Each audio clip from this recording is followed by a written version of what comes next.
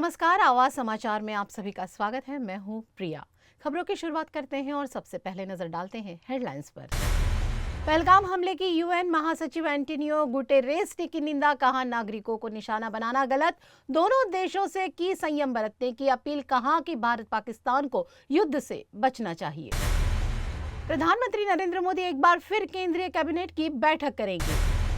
नागरिक सुरक्षा के लिए मॉक ड्रिल करने का केंद्र का राज्य को निर्देश, 7 मई को बजेंगे हवाई हमले के सायरन।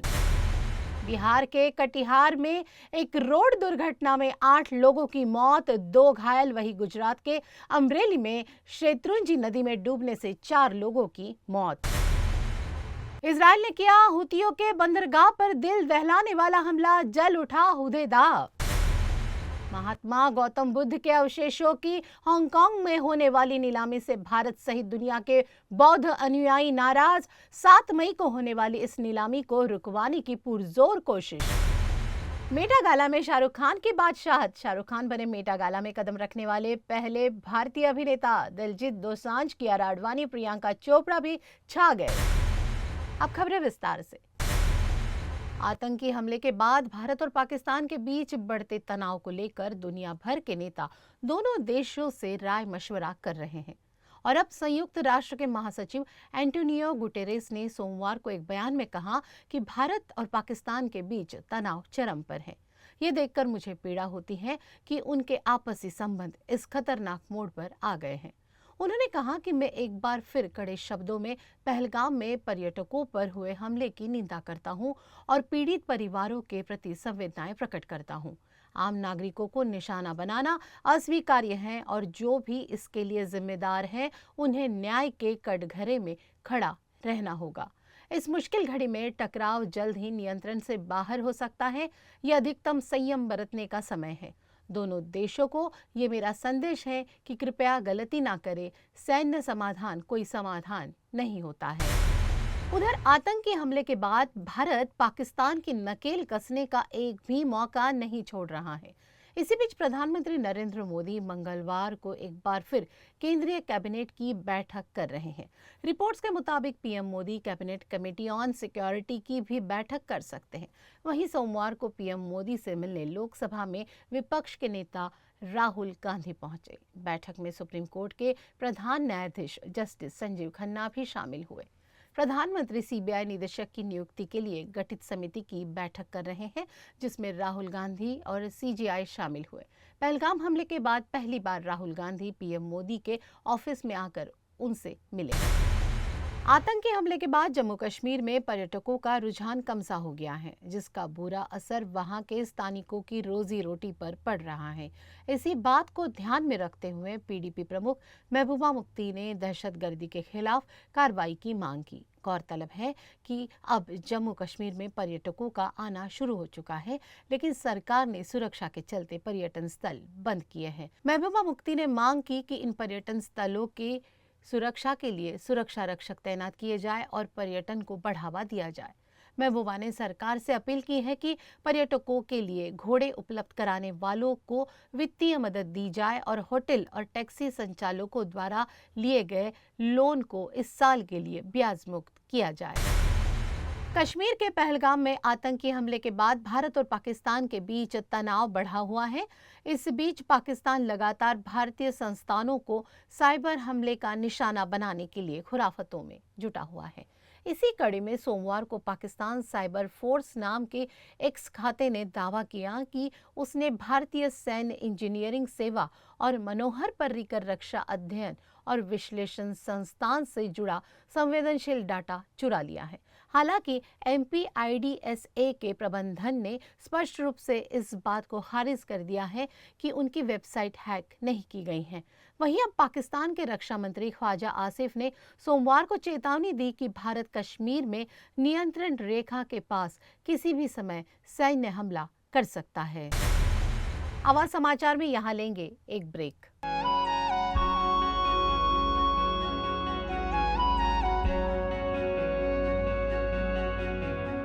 आवाज इंडिया, आवाज इंडिया, आवाज इंडिया, आवाज इंडिया।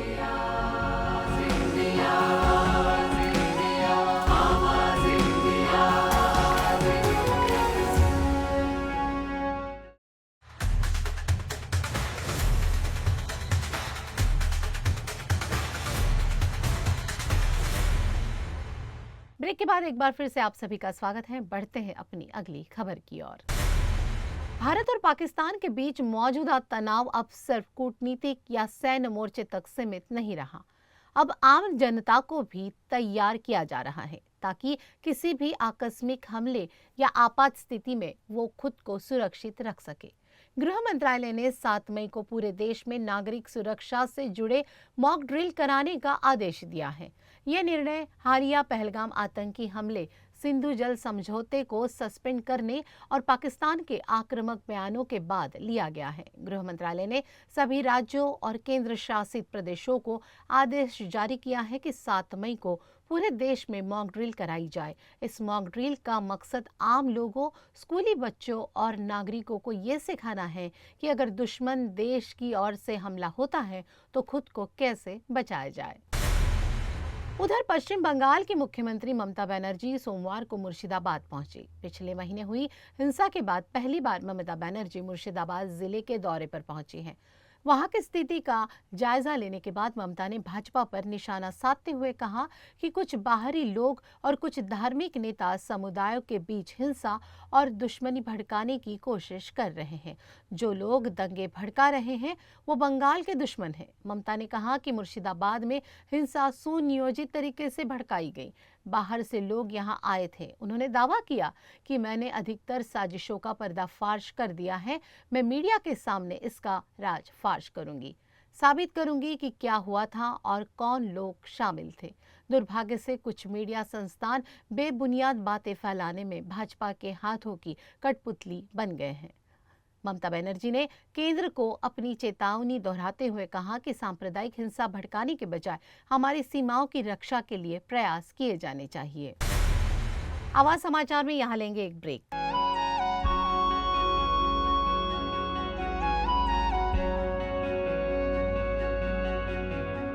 आवाज इंडिया, आवाज इंडिया,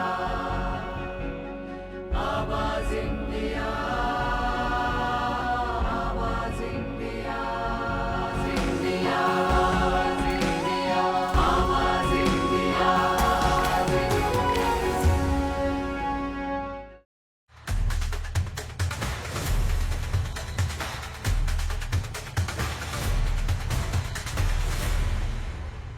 ब्रेक के बाद एक बार फिर से आप सभी का स्वागत है। बढ़ते हैं अपनी अगली खबर की ओर। बिहार के कटिहार में भीषण सड़क दुर्घटना हुई है।